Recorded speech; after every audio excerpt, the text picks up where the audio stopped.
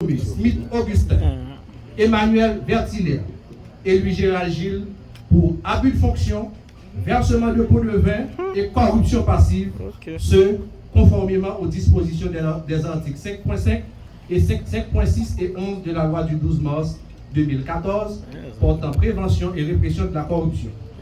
La mise en branle de l'action publique contre le nommé Raoul Pascal Pierre-Louis pour entrave au bon fonctionnement de la justice et abus de fonction, versement de pots de vin, corruption active, fait prévu et puni conformément aux dispositions des articles 5.5, 14, 21 de la loi du 12 mars 2014 portant prévention et répression de la corruption. La mise en mouvement de l'action publique contre le nommé Lonique Léandre pour instigateur de versement de pots de vin, fait prévu et puni par les dispositions de l'alinéa 2 de l'article 5.6 de la loi du 12 mars 2014 portant prévention et répression de la corruption. La demande d'extradition du nommé Raoul Pascal Pierre-Louis par l'autorité judiciaire compétente pour répondre de ces faits, ce conformément aux dispositions des articles 14 de la Convention interaméricaine contre la corruption, 43 et 44 et suivants de la Convention des Nations Unies contre la corruption, du traité d'extradition entre Haïti et les États-Unis d'Amérique et l'article 1er de la loi du 14 décembre 1912 sur l'extradition des criminels fugitifs. À présent, le protocole va conduire le directeur général à son bureau pendant que chaque journaliste recevra un résumé exécutif de chaque rapport d'enquête. Merci. Merci beaucoup. Ok. Plus rien. T'entends l'autre.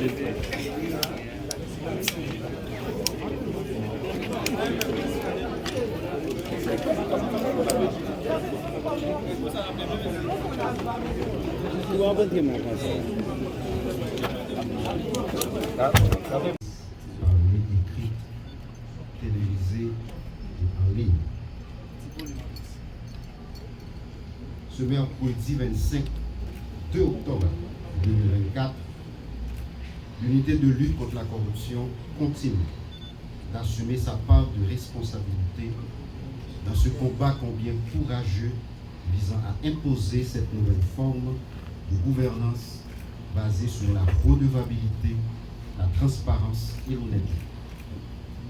Moins de 2 mois de cela, l'ULCC a transmis à la justice 7 rapports d'enquête sur des faits avérés de corruption, mettant à nu un petit groupe qui développe un élan d'individualisme possessif au détriment de l'intérêt collectif.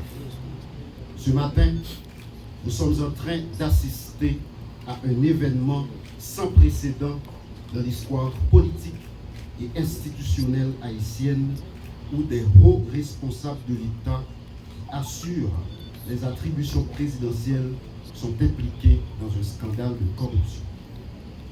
Les conclusions de l'enquête conduite par la commission mandatée à cette fin sont sans équivoque sur des atteintes à la probité de ces personnalités qui sont toutes également des agents publics avec la responsabilité de réduire les inégalités sociales, de permettre de vivre ensemble et de s'assurer du bon fonctionnement des institutions de l'État.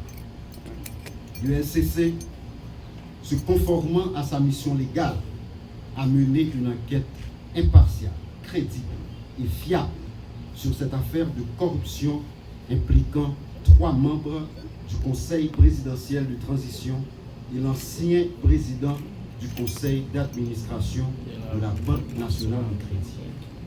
Ce rapport d'enquête que nous publions ce matin, cet après-midi, concernant les allégations de sollicitation des 100 millions de gourdes par les membres du Conseil présidentiel de transition est issu de plusieurs mois d'investigation et de documentation de nos enquêteurs expérimentés.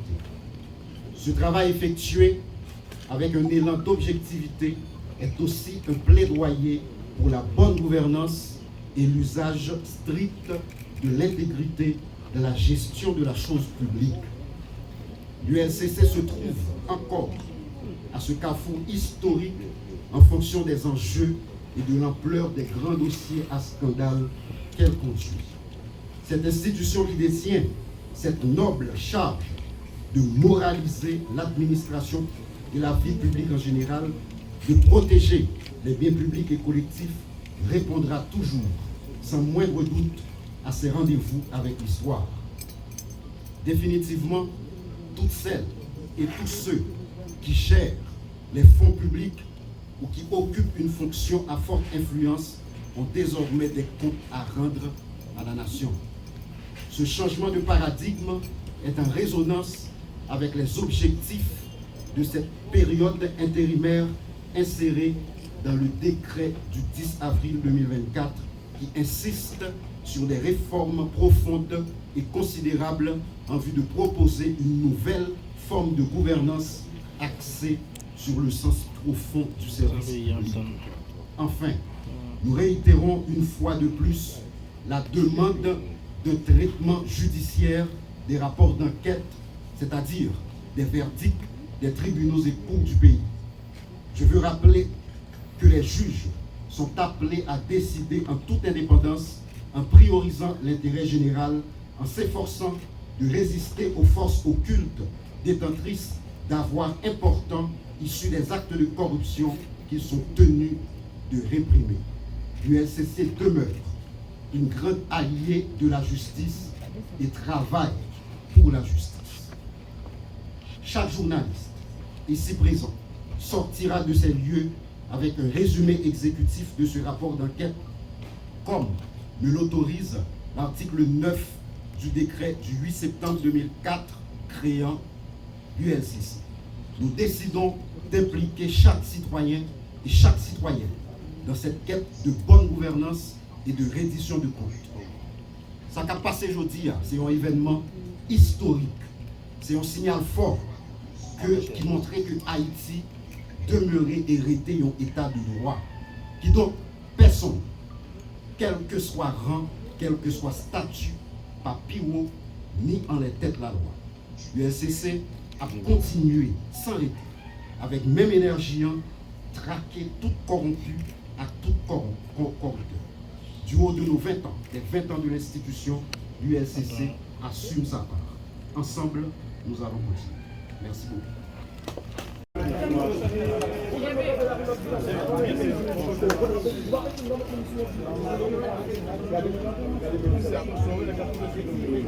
Pardon.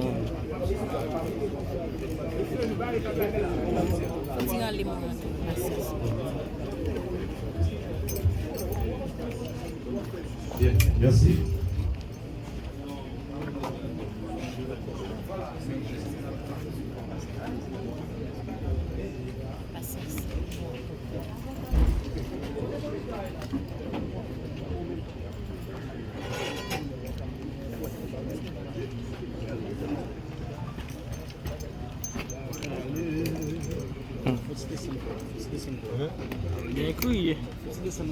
Monsieur le directeur général de l'unité de lutte contre la corruption, mesdames, messieurs les enquêteurs de l'unité de lutte contre la corruption, mesdames, messieurs de la presse parlée, écrite, télévisée, ainsi que les médias en ligne, aujourd'hui, l'unité de lutte contre la corruption est une fois de plus heureuse de vous convier à cette cérémonie officielle de remise de ce rapport d'enquête spécial finalisé, transmis à la justice qui concerne les allégations de sollicitation de 100 millions de gourdes par les 3 membres du Conseil présidentiel de transition, Smith Augustin, Emmanuel Vertillaire et Louis-Gérald Gilles, pour la reconduction de M. Raoul Pascal Pierre-Louis à la présidence du Conseil d'administration de la Banque nationale de crédit.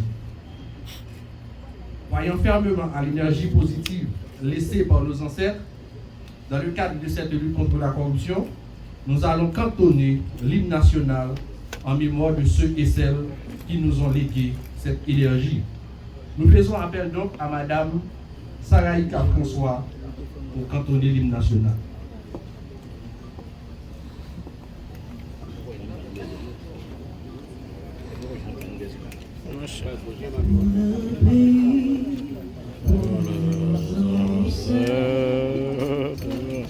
Nations unies,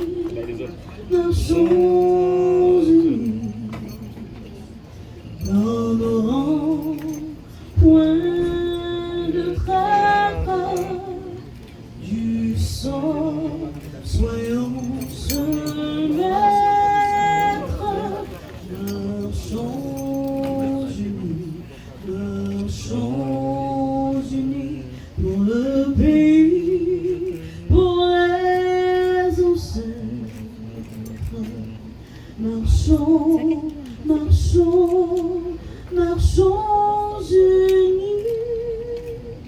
pour le pays, pour les ancêtres.